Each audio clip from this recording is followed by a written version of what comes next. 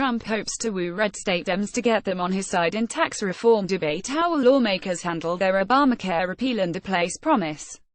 Red state Democrats may be getting a presidential visitor in the coming months.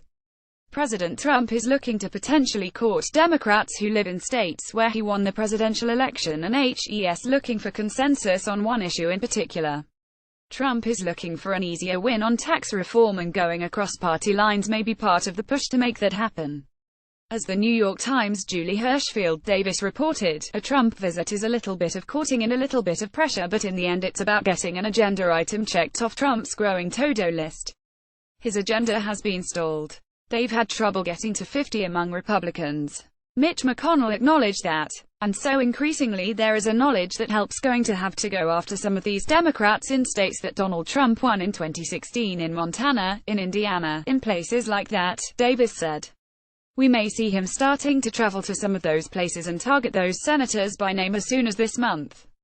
Republicans couldn't get the repeal and replace health care fix across the finish line, and that's left a lingering question for both lawmakers and insurance companies.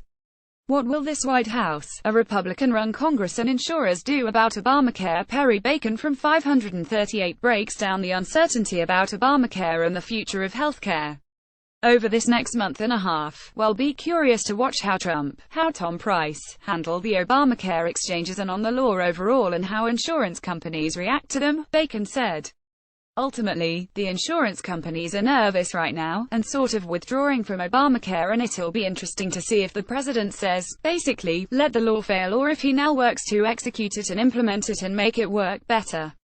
Congress is on recess until after Labor Day, and members left a pretty hefty to-do list waiting for them back here in Washington. Many lawmakers are not holding town halls back in their home districts, but the big questions when they get back on the Hill is how they'll interact with Trump and the White House.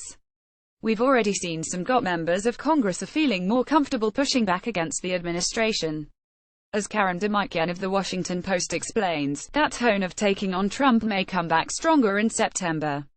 Over the July 4th recess, that was when Sen. Susan Collins heard people say "Go, Susan, go" stuff, and she never came back to the fold on healthcare. Now granted, there are people like her who might not, the moderates who might not join the party, but we saw Sen. Tom Tillis this week come out and say, "I'm going to back a bill that would actually prevent the president from ordering the special counsel from being fired without judicial review." So there are other people that are not the usual suspects that seem to be separating themselves a little bit, DeMichian said. Does that continue as it broader as they go home? That's when we'll start to see what happens, and that has major implications for the fall. August is generally a sleepier time in Washington because Congress is on recess, and usually whoever is in the White House also skips town for a bit. But the news cycle never sleeps, and past presidents have had some big news break while on vacation. As Michael Shear reminded us, Trump should be prepared for anything because history shows anything can happen when the POTUS goes away from the White House. August has always been a sort of curse for presidents. President Obama had the Tea Party town halls in August. He had the Syria chemical attacks in 2013. In 2014, ISIS beheaded an American journalist, and then the Ferguson riots happened. President Bush, of course, dealt with Hurricane Katrina in August, said Shear. And so, we don't know what's going to happen, but the president might be good not to think he can relax the entire summer.